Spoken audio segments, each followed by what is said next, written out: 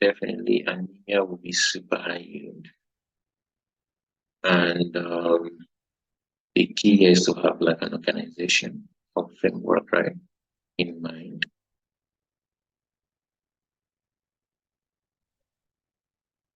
So clearly, in anemia, hemoglobin and hematocrit will be low, right, for sure.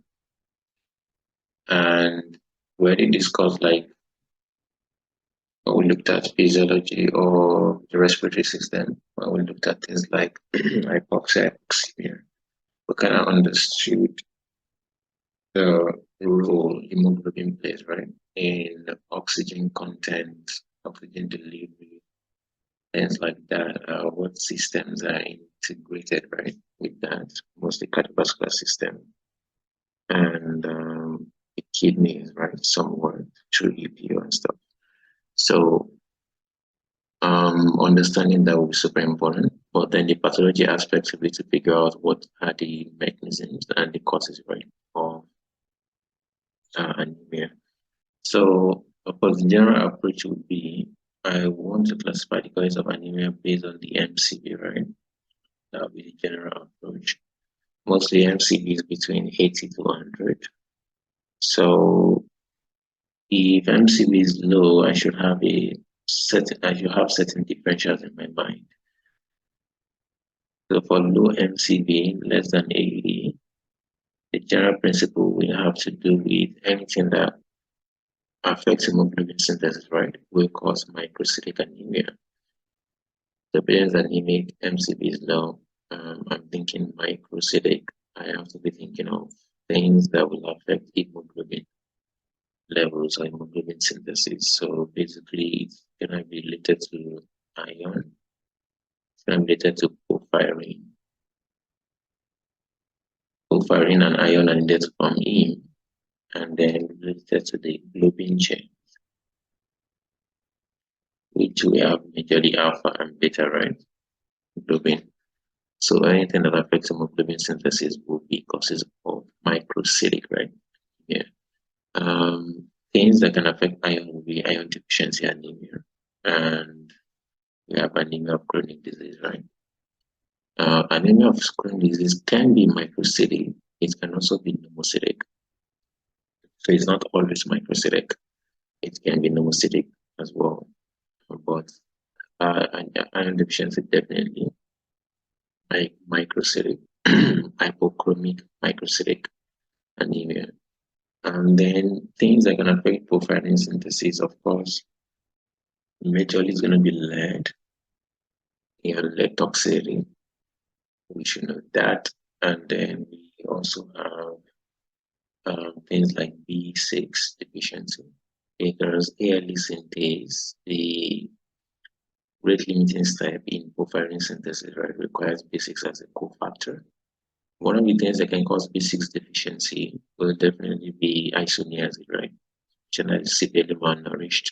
Patient taking isoniazid for tuberculosis. So those might be triggers, right, for B6 deficiency. And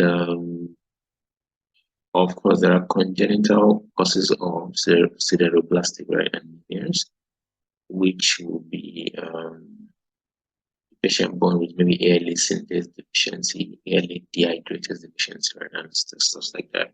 Concerning lead, we should know that lead will inhibit ALA synthase, ALA dehydratase, and ferrochelatase, right, enzyme in the porphyrin synthesis pathway. Yeah, and that will decrease, porphyrin synthesis that leads to low heme, it's low hemoglobin, and patient develops microcytic anemia. In addition, lead also damages the neurons. So we might see neurologic manifestations, right, with lead as well. And we're going to see sideroblast in the bone marrow. We're going to see basophilic stimuli, right, or peripheral plasma, etc. Globin, so anything that affects low globin synthesis, alpha globin synthesis, beta globin synthesis, right? Those would be the thalassemias. So we can have alpha thalassemia, we can have beta thalassemia and stuff. Of course, in thalassemias, the patient have, of course, they can have like target cells on peripheral blood, right? So that might be something unique to thalassemias. And the best way to confirm thalassemia diagnosis would be electrophoresis. So the examiner can give you electrophoresis in the opinion. And if we see maybe abnormal levels in terms of the composition of the types of hemoglobin, right? For instance, if hemoglobin A is low, for instance, and other hemoglobins are elevated, then I'm dealing with some sort of beta thalassemia, which can be minor or major. If all the hemoglobins are all low, right, it'll be like alpha thalassemia major because all of them contain alpha globin chain, and those are going to be patients that will not be born alive, right? Usually die of heart failure in utero, secondary to severe anemia. Alpha minor might have normal electrophoresis since there'll be a proportional decrease in all the hemoglobins. Yeah. But for basic science level, always want to pay attention to mechanism, right? And that's what I care about. So takeaway points for you would be if the parent is anemic, I'm definitely looking at my MCV. If MCV is low, I should have certain differentials in my mind. And whenever I see low MCV, I should always think about impaired hemoglobin synthesis as a mechanism of anemia. And hemoglobin is made up of iron, porphyrin, and globin chain. So any of those three things can be affected to lead to microcytic anemia. So iron deficiency and ACD will affect iron. We know, right, iron deficiency can be due to dietary deficiency, malnutrition, malabsorption. Thus, iron is mostly absorbed in the duodenum, right? It can also be due to chronic blood loss. Yeah, so all those can be major risk factors. ACD is a disease of chronic inflammation. So patients with autoimmune, chronic inflammatory autoimmune diseases, especially those that are poorly controlled, in these patients, interleukin 6 will be super high because remember, in acute inflammation, interleukin 1, 10, and interleukin 6, right? They are the major pro-inflammatory cytokines. So interleukin 6 stimulates the liver to make epsilon, right? And epsilon traps iron within macrophages, within enterocytes, which will decrease iron availability, right? For red blood cell production, for hemoglobin production, rather. So that will be ACD. So I can differentiate IDA from ACD for sure by looking at ferritin levels. Because in iron deficiency, iron is completely low in the body, including the storage form of iron. So ferritin will be low, serum iron is going to be low for sure. Transferrin will be elevated or TIBC will be elevated in iron deficiency. In ACD, I'm going to say the opposite. Ferritin will be high because iron will be trapped in the storage form, and TIBC will be low, right? In that case. So you can definitely use that to tell them. And don't forget that ACD can be pneumocytic as well. So it's not always microcytic. Yeah.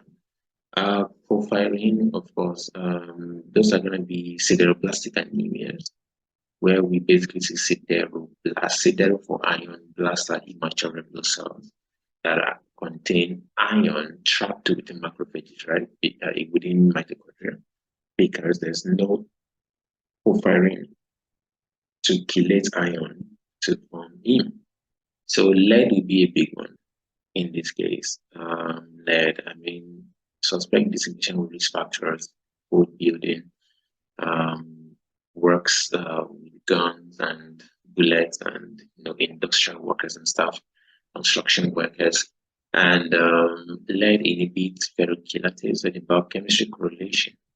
Lead inhibits ferrochelatase and ALA dehydratase in the porphyrin synthesis pathway, which will decrease porphyrin synthesis. So, in addition, lead also affects other cells as well. It can affect the neurons, right? It can damage the neurons. So, patients usually have neurologic manifestations like peripheral neuropathy, weakness, right? Foot drop, wrist drop, if peripheral nerves are affected. They may have tingling sensations. They may have central nervous system involvement as well, memory issues, concentration issues, difficulty sleeping. Yeah, they may have neuropsychiatric symptoms, right? Things like that. And in addition, lead can also damage the kidneys, right? Lead can damage the kidney. So we might see AKI in those patients, acute tubular necrosis pattern in those patients. Also, lead, since lead is ingested, it can also cause GI symptoms as well, abdominal pain, ankle. So, you saw this constellation of features, right? Like it looks like lead poisoning. B6 deficiency can also cause cerebrospastic anemia because ALA synthase enzyme uses B6 as a cofactor in the porphyrin synthesis pathway, ALA synthase. So isoniazid, the malnutrition and growth can cause B6 deficiency and lead to cerebrospastic anemia. In addition, B6 can also cause like seizures, peripheral neuropathy as well, because it plays a role in other pathways as well. So that would be biochemical correlation. Globin chain abnormalities, those are called thalassemias, which can be alpha or beta thalassemias, right? Since all the types of hemoglobin we have contain alpha globin chain, including fetal hemoglobin, hemoglobin A2, hemoglobin A, which is the adult hemoglobin, we expect in alpha thalassemia major, all these hemoglobins will be low, including fetal hemoglobin, and that is incompatible with life. So those people usually die in utero. So you're probably not going to see life patients or adult patients present alpha major. Yeah, probably not. If a patient has alpha thalassemia, maybe, and they're presenting, they're probably going to be alpha minor, where the patient is making some alpha globin, not just 100%, right? Production. In that case, you're going to see like target cells. Patient might be asymptomatic if they are making maybe up to 50%. For those making up to 75%, so they might be asymptomatic. For those making just 25% of alpha globin, so only one gene is working, they might be maybe mildly symptomatic. So in that case, you're going to see that all the hemoglobins are going to be actually normal electrophoresis because they are all proportionately low. Yeah, since they all contain alpha, right? In beta, however, which is probably more commonly tested than alpha, beta thalassemia major is going to present early in life with severe anemia. They have cranial expansion, splenomegaly, jaundice. These people require transfusion, right, for the rest of their life, basically. And in beta major, if I do electrophoresis, what happens? The hemoglobin that contains beta globin chain will be decreased, which will be hemoglobin A. That will be low. Hemoglobin that those that do not contain beta will be elevated. So I'm going to see low hemoglobin actually is zero. If it's major, hemoglobin A will be zero, right, in the blood. And fetal and A2 will be super high, right, to compensate for that. Yeah. In beta minor, however, this will be asymptomatic. They have target cells on peripheral plasma. And you're going to see 50% hemoglobin A. There will be 50% reduction in hemoglobin A, and there will also be a slight elevation of F and A2. Yeah. So, but electrophoresis definitely confirms beta, or by eliminating everything else, you can arrive at likely thalassemia. Yeah. So those are your microcytic. This should be a differentials for microcytic anemia.